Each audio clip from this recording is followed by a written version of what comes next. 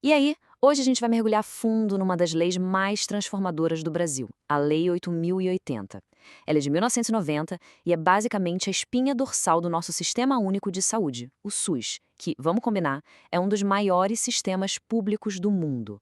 Então, bora lá entender como essa lei desenhou o que a gente conhece hoje como o direito à saúde para milhões de brasileiros. Olha, a lei já começa com tudo, logo no seu artigo 2º. É a declaração mais forte dela. E essa frase, ela não é só um texto bonito, sabe? É uma ordem. Ela deixa muito claro que saúde não é um privilégio, muito menos uma mercadoria que se compra. É um direito fundamental. E de quem é a responsabilidade de garantir isso? Do Estado. Essa promessa, super audaciosa, que serve de guia para todo o sistema. Tá, mas o que exatamente essa lei quer dizer quando fala saúde? A resposta, olha, pode ser bem surpreendente. Porque a visão da Lei 8080 vai muito, mas muito além daquela ideia de não estar doente, sabe? Vai além de médico e hospital. É aqui que o artigo 3º muda o jogo. Ele amplia e muito esse conceito de saúde.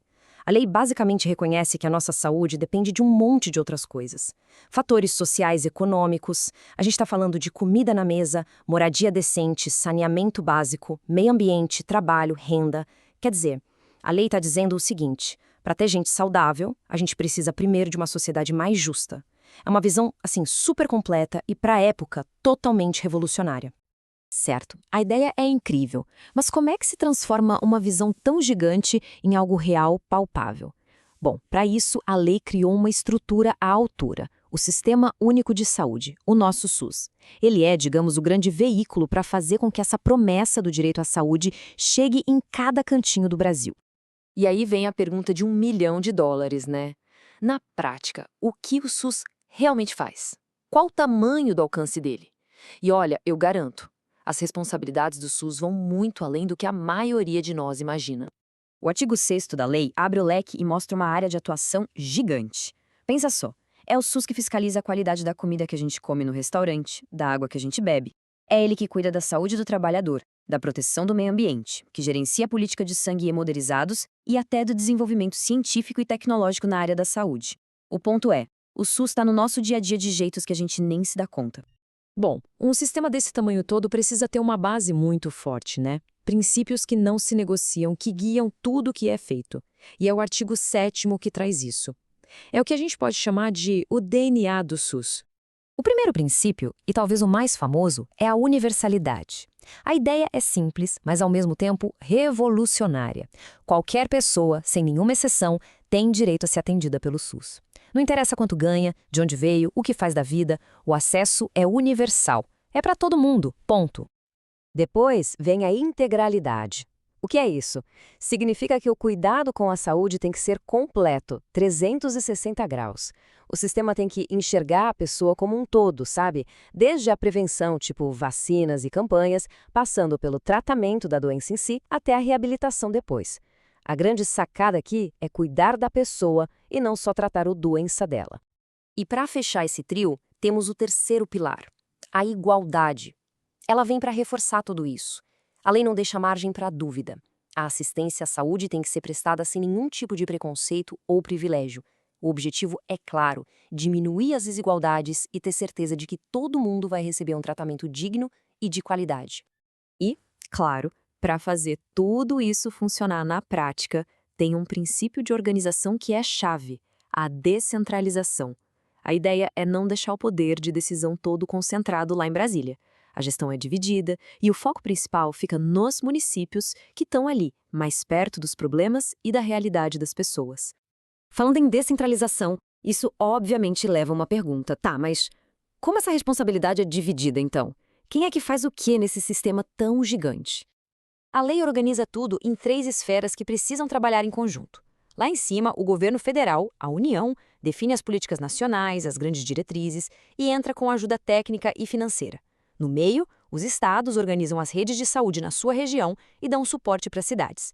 Mas a linha de frente mesmo, quem está ali no dia a dia, atendendo a população, é o município. É na prefeitura que a saúde acontece de verdade.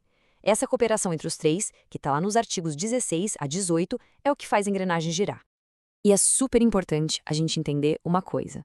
A Lei 8080 não é um texto parado no tempo, congelado lá em 1990. Muito pelo contrário. Ela é um projeto vivo, uma estrutura que vai se atualizando para conseguir responder aos novos desafios, às novas necessidades e, claro, às novas tecnologias que aparecem. E dá para ver essa evolução bem claramente. Olha só.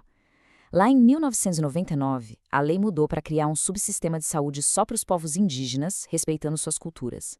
Em 2002, o atendimento em casa, a internação domiciliar, passou a fazer parte do SUS oficialmente.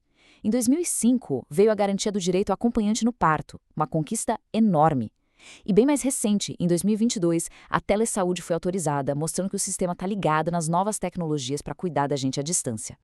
No fim das contas, a Lei 8.080 nos dá um projeto de saúde pública que é, ao mesmo tempo, muito inspirador e, claro, cheio de desafios. Ela desenha o ideal, o que a saúde deveria ser para todo mundo. A grande questão que fica, e que vale a pena a gente pensar, é: com um projeto tão ambicioso, como uma nação garante que essa visão lá de 1990 se torne de fato uma realidade no dia a dia de cada cidadão? Olá! Hoje a gente vai destrinchar uma lei que é pequena no tamanho, mas olha, gigante na importância. A Lei 8.142. Ela é peça-chave para entender o SUS, porque mexe com duas coisas fundamentais. Primeiro, como a comunidade participa das decisões, e segundo, como o dinheiro da saúde sai lá de Brasília e chega nos nossos estados e cidades. Bora entender como isso funciona na prática? Para a gente entender bem, vamos voltar só um pouquinho no tempo. Em 1990, nasceu a Lei 8.080, que é a grande lei que criou o SUS. Foi ela que deu o pontapé inicial para tudo, deixando claro que saúde é um direito de todo mundo e uma obrigação do Estado. E claro, isso criou um sistema de saúde imenso, super complexo.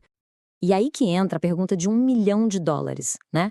Com um sistema desse tamanho todo, como é que a gente garante que as decisões lá de cima, e principalmente o dinheiro, atendam ao que a população realmente precisa? Como se evita que tudo se perca na burocracia? Pois é, a resposta para isso está justamente na Lei 8.142. Então, vamos ao primeiro pilar, a participação social.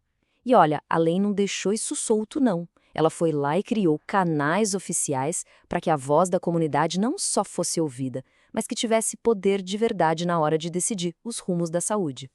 E o nome técnico desses canais é instâncias colegiadas. Pensa nisso como os lugares onde cidadãos e gestores públicos sentam na mesma mesa para conversar e, mais importante, decidir sobre a saúde. Existem dois tipos principais e entender a diferença entre eles é fundamental. De um lado, tem a Conferência de Saúde. É como se fosse um grande evento que rola a cada 4 anos, para todo mundo parar, olhar a situação da saúde e pensar nas grandes estratégias para o futuro. Do outro lado, funcionando o tempo todo, tem o Conselho de Saúde. Esse é permanente, está ali no dia a dia, de olho em tudo, fiscalizando se as políticas estão sendo cumpridas e, principalmente, como o dinheiro está sendo gasto. Agora, aqui tem um detalhe nos conselhos de saúde que é, sinceramente, genial. O princípio da paridade. O que isso quer dizer? Que a lei obriga que o número de representantes dos usuários do SUS seja igualzinho à soma de todos os outros membros juntos, ou seja, governo, trabalhadores da saúde e prestadores de serviço. E aqui a gente vê na prática como fica essa divisão. Metade das cadeiras, 50% dos votos, são dos usuários. Isso é muito poderoso porque garante que a balança do poder fique equilibrada.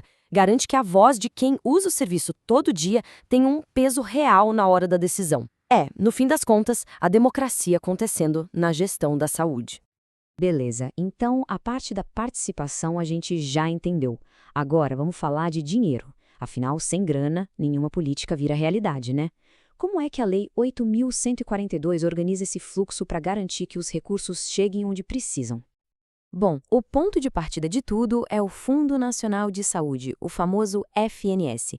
É como se fosse um grande cofre, sabe? Onde o dinheiro do orçamento federal, que é destinado para o SUS, fica guardado. E é de lá que essa verba é distribuída para o Brasil inteiro. E o caminho do dinheiro é para ser bem simples. O FNS separa os recursos e eles são transferidos de forma regular e automática. E essas duas palavras são importantíssimas. Regular e automática quer dizer que não é um favor, não depende da boa vontade de ninguém, é lei, tem que acontecer. E o dinheiro vai para os fundos de saúde dos estados e principalmente dos municípios. E se liga nesse detalhe que é crucial. A lei diz que, no mínimo, 70% de toda essa verba federal tem que ir direto para os municípios. E o motivo é bem óbvio, né? É lá no postinho do bairro, no hospital da cidade, que a saúde acontece de verdade para a população. Certo. Até agora, a gente viu os dois lados da moeda, né? De um lado, a participação da comunidade, do outro, o financiamento. Mas a grande mágica, o pulo do gato da Lei 8.142, é justamente como ela amarra uma coisa na outra, fazendo com que uma não exista sem a outra. Aí fica a dúvida. Tá, então para receber essa verba federal, é só o município existir? O dinheiro simplesmente cai na conta, sem mais nem menos, sem nenhuma contrapartida? A resposta é: de jeito nenhum. Para a grana chegar, o município precisa cumprir uma espécie de checklist. Tem que ter um fundo de saúde, apresentar relatórios, ter um plano. Mas o item mais importante de todos, o que amarra tudo, é esse aqui: ter um conselho de saúde ativo e funcionando com aquela composição paritária que a gente viu. É aqui que tudo se conecta. Sem um conselho onde a comunidade participa e fiscaliza, o dinheiro federal simplesmente não chega. Simples assim. E é essa conexão que nos mostra o verdadeiro legado dessa lei. Ela é muito mais que uma lei sobre saúde. Ela é uma lei sobre cidadania, sobre como a gente pode e deve ter controle sobre o uso do dinheiro público. A grande sacada, a genialidade da Lei 8.142 é essa. Ela pega a participação social, que poderia ser só uma recomendação bonita no papel, e transforma numa condição obrigatória para receber o dinheiro. Ela basicamente diz, com todas as letras, sem a população participando e fiscalizando, o recurso não chega na ponta. E não pensem que o poder desses conselhos é pequeno, não. A própria lei deixa isso claro, preto no branco. Ela diz que o conselho é deliberativo, ou seja, ele toma decisões. E que ele atua no controle de tudo, inclusive nos aspectos econômicos e financeiros. Tá lá, escrito na lei, não é favor, é direito e dever fiscalizar a grana. E tudo isso, claro, nos leva a uma reflexão final. A lei está aí. Ela criou as ferramentas, mas será que essas ferramentas estão sendo bem utilizadas? A participação social na saúde, aí na nossa comunidade, está de fato ativa? Os conselhos estão funcionando como deveriam, exercendo esse papel de fiscalização? A lei deu o poder à comunidade. Fazer valer esse poder é o nosso desafio de todo dia.